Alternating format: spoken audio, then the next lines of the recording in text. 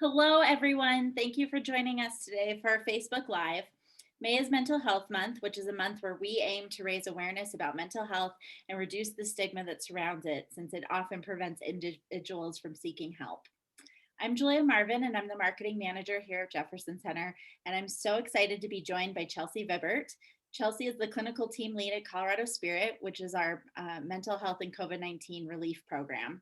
The past year and the global pandemic have had a significant impact on everyone's mental health, regardless of age, race, ethnicity, gender, or socioeconomic standing. And this Mental Health Month, we hope to shine a light on this global issue and let people know that mental health is a priority and help is always available. So before we dive in, a little bit about Colorado Spirit. Like we said, it's a community-driven program that's aimed at providing COVID-19 disaster relief and mental health support to Coloradans. Colorado Spirit offers free and confidential support and can help you with counseling tips and strategies to cope successfully or connect you to additional mental health resources you might need. Their trained crisis counselors are here to listen and provide support around the feelings that life during the pandemic may bring up, such as worry, sadness, hopelessness, or anger. And so today, what we're going to talk about is as the world begins to open up and there's a bit of a semblance of normalcy on the horizon, many of us are wondering how we should process the experience of this mass trauma that we've all been experiencing for the past year. And so adapting after that trauma and stress is not easy, but Chelsea's here to talk with us about what stress might look like and give us some tools to manage that trauma and stress. So Chelsea, thanks for joining me today. Of course, I'm excited to be here. Yeah. So to start, the past year has caused a lot of trauma and stress for people. And so, what are some of the common reactions to stress or trauma? Yeah, and I think that they can vary so much, but there are some really common ones that we've seen. So, anxiety, I think, is something that everyone sort of is at this low level of anxiety of like, when will this end? The anxiety is sometimes from the result of some of these things that are happening in the pandemic. So, job loss, having family members that are ill, just that teeter totter of not knowing when the ball will drop or where it's going to go. I think that has been really hard. Another one is restlessness. So I know, like for me, it's right. I've been working from home this whole time, and so just this, what am I supposed to do? I can't go anywhere that I like to go. I'm not visiting families become a challenge for me. Some people aren't able to do it at all. Your plans have been canceled. That trapped feeling, I think, has been really challenging. There's anger and resentment that I also think is I think I'm seeing more now as we're so far into the pandemic. Just this really frustrating experience of like it's how other people are reacting and responding or how I'm reacting and responding. I've been stuck in the house with my toddler and my husband, and they are driving me bananas because I don't the tools that I've been able to access previously just aren't available. And then I think there's just that general depression. It's feeling like things feel hopeless or um, sort of that lack of momentum in your life, and then really internalizing that no control, that sense of loss, just this overarching sadness for the things that have been happening. Um, yeah, I think kind of around that whole spectrum. Yeah, I would add in too. I think there's some monotony is Mm, another one, like sort of that, mm. like you were talking about that depression of like it's just that every day is the same and nothing's changing and that can be really tough to deal with too. So Yeah, I was just telling my husband like it's that there's like what am I looking forward to? Every day feels so similar. Um, where am I going? What am I doing? yeah, yeah, it's like, yeah, it's just almost like a really terrible Groundhog's Day where you just Yes. wake up and do the same thing every day. So, well, that's a lot of different reactions that people can be Mhm. having, and I know it's something that a lot of people are dealing with. So, how can people work to manage their stress, and then especially kind of return to I don't want to say a new normal, but maybe some semblance of normalcy, or like what things used to look like, as but Mhm. how do we manage that stress as the world begins to open back up? Yeah, I think that it's going to be so different for every person, right? There are blogs everywhere that kind of give you the idea, but I think it's so personal. So this idea of being able to maintain your daily routines, trying to know what to expect during the day, and then within that sort of filling in some time for you to refill your tank and what that looks like for you. And I think especially when we talk about opening back up, it's that how to connect, or like, that reconnection with people, while also knowing that like that is such a change from where we're at. So also this capacity to functionally disconnect. So how to connect and those boundaries, I think, are going to be really big for people um, as that transition happens. And I think, to the question you just asked a minute ago, but just to kind of tag on with this, is that where you're at is like as normal as it gets. Like there is no normal for this pandemic, and so I think how you are experiencing it is normal for you, and you just kind of have to meet yourself where you're at every day, whether you're having a bad day or just like a normal day, like a typical day or a really good day. Being able to roll with that is important. That's a good way to put it. Because another thing I've been thinking about is almost some of that anxiety around like Mm-hmm. going back to the expectations of like that you Mm-hmm. put on yourself around like what normal is, and like going and almost putting that pressure on yourself. And so, Mm-hmm. is that how could somebody deal with that? Yeah, I think don't try to like shoot for them. I think there's like that deal or this like phrase like shoot for the moon and you'll catch the stars. Like don't do that.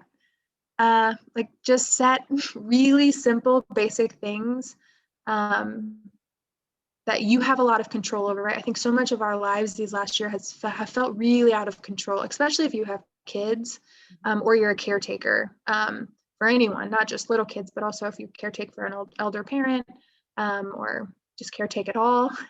So much is out of your control, and the world sort of feels like it's spinning. So just go back to the basics. I think some things for me that come up are those bedtimes and wake up times.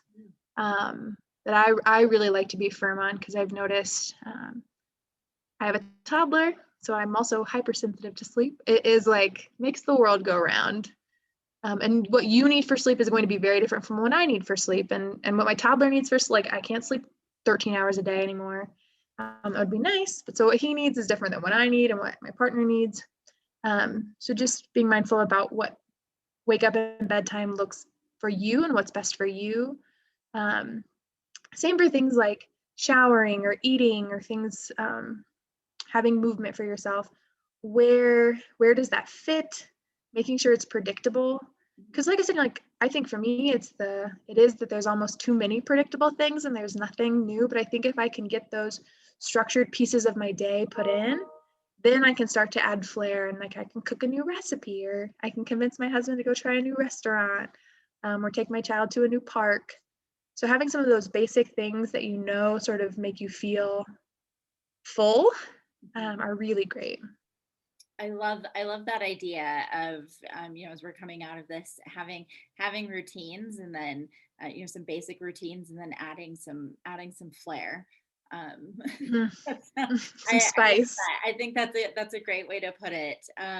So what do you have any tips for people who are maybe looking to create a new routine based on what their new normal looks like, or even to get into maybe back into some habits of some old routines that have been positive in the past? What are some tips for creating routines? Yeah. I mean, I think that it's very similar to that, like, don't shoot for the moon. Like, don't try to get out of the stratosphere. Like, set really small goals. I think um, this is the time to be gentle with yourself and with the system in which you engage, right? That is your family or your friends or your work. Like, know that change happens in really small ways, and especially for routines and habits, it's almost better to build them on little tiny blocks than to try to like drop a boulder into your life, right? If you're like have never gone rock climbing, and you're like, I'm gonna go every day up to Boulder and like get on the rock. Like it's like you need to set little tiny things and find little systems that work for you. And it's so trial and error. Like, again, it's I think sometimes taking time to recognize the habits you already have and building on those. Like I'm naturally more of a morning person. So adding things in the morning for me is when works best. But like my partner, he is like a night owl to a T. And if you make that human being get up before like 10 a.m., it is sour and he's not super productive. But like, so figuring out when are the best times, or looking at your past and what kind of things have made me feel good before. What things have filled my bucket, what sort of refilled my tank. And I think, in Colorado Spirit, we talk about the 5 dimensions of wellness, which are like spiritual, intellectual, emotional, physical, and social. I was like trying to remember. And so thinking about where am I feeling a little depleted? And then having really small things that just inch you towards feeling full. You don't want to turn the fire hose on, even if you think it would feel so good to get out and run a half marathon after not running all winter. That's really hard on your body. So being gentle with all of those dimensions, but with all the pieces of yourself, and meeting yourself where you're at, I think can be the best place to start for some of those changes that people want to make. Yeah, small things, and making it individual to you. So what works for you doesn't work for everybody else, and figuring out what that means. That's some great advice. So my next question is, you mentioned you've mentioned refilling the tank, and then you mentioned the 5 dimensions of wellness. Could you talk a little bit more about that? Like, what does that look like for people? Yeah, and I think I really like that sort of dimensions of wellness aspect of it, because I think that it allows for those refilling the tank activities to be broad, right? Because I think you hear like eat your vegetables, get 30 minutes of exercise, and I think that looks so different, right? If like myself and Michael Phelps were told like get exercise, that is not the same activity. Or if like me and Elon Musk, they're saying like, take care of your mind. Like we don't need the same activities. Like I'm not inventing spaceships. And so I think that oftentimes we can be so hard on ourselves thinking like, well, I need to be like Michael Phelps and Elon Musk and whoever, it is that is sort of your peak. I need to be as social as a Kardashian. Like, I don't think that doesn't work for everyone. So taking time to look at the values you have and kind of what make you feel good and what propels your day going forward. Because right, if I swim 75 laps, like that doesn't leave my bucket feeling full. But if I take a walk with my dogs down my favorite path, like for me, that is so meaningful. And if I can add someone to that, so I'm filling in that social bucket too, like that is so beautiful for me. Or same like intellectual, like I really like to read, so that's meaningful. But if I was trying to do something else, it would leave me feeling depleted. Like I don't like bubble baths, but I'm sold bubble baths for self-care. And like I take one and I'm like, I don't like bathtubs. This isn't it. So knowing that like some things are going to serve me and be for me, and some things are kind of just sold to me. Right? Like eat your vegetables, but if I hate asparagus, like just don't eat those vegetables. Find one that you like, find a new recipe you like.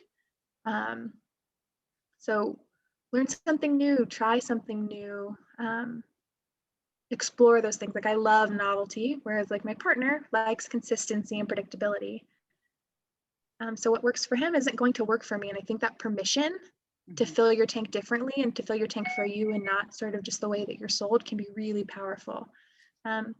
Ultimately, it's just like finding things that align with your values and fill your buckets. That's those kind of things that are going to refill you and let you move forward positively.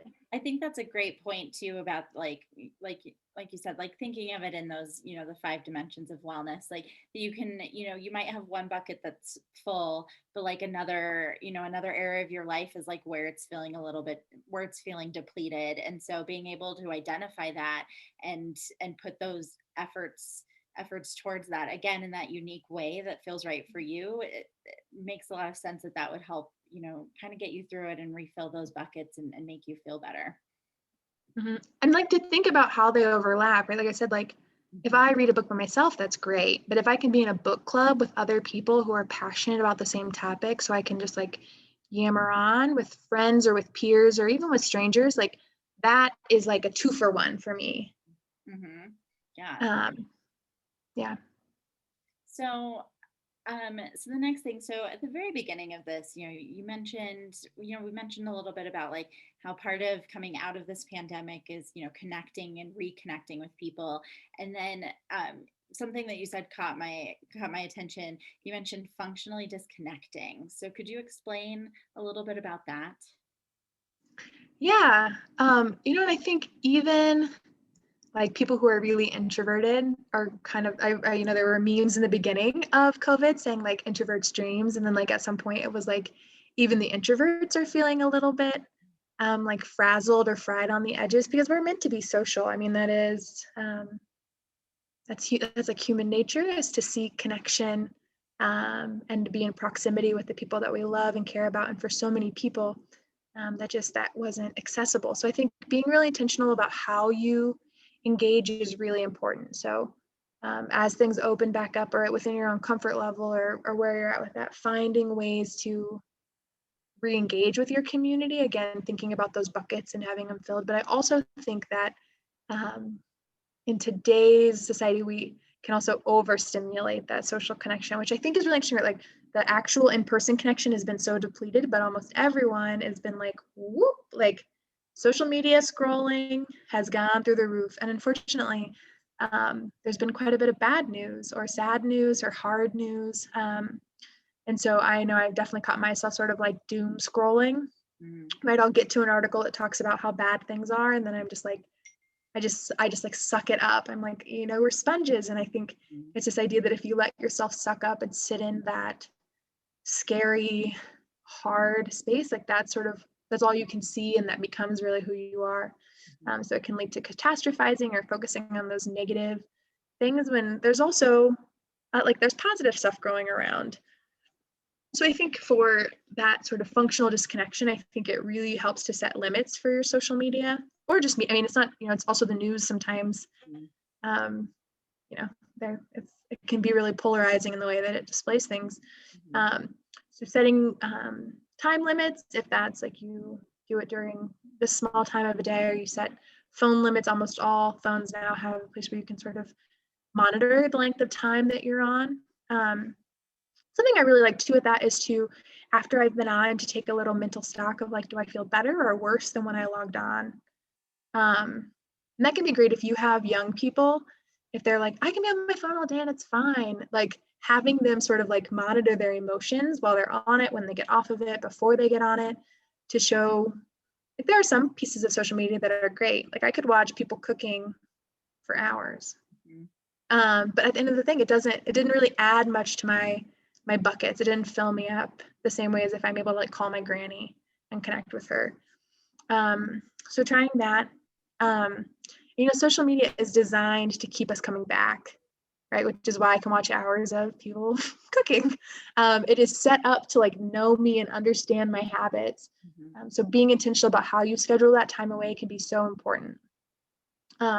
Something too that I found that really helps me is setting boundaries. So I know that there are some things that like if I sit and watch it, especially around COVID or some of the violence that has been happening across the country, like it puts me in a really hard headspace that I have a hard time walking out of.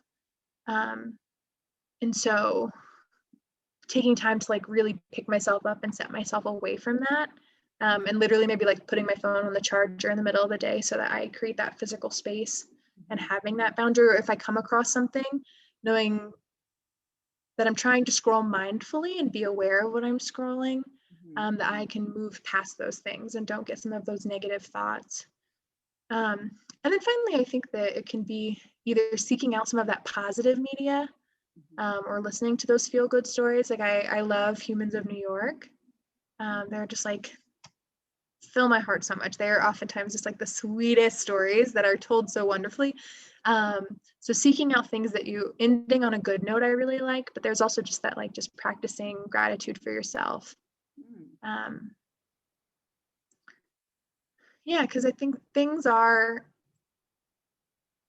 looking up. I don't want to say that for everyone that things are getting better. I think some people are still really struggling. But there is change happening and there's conversations happening that I think are really important.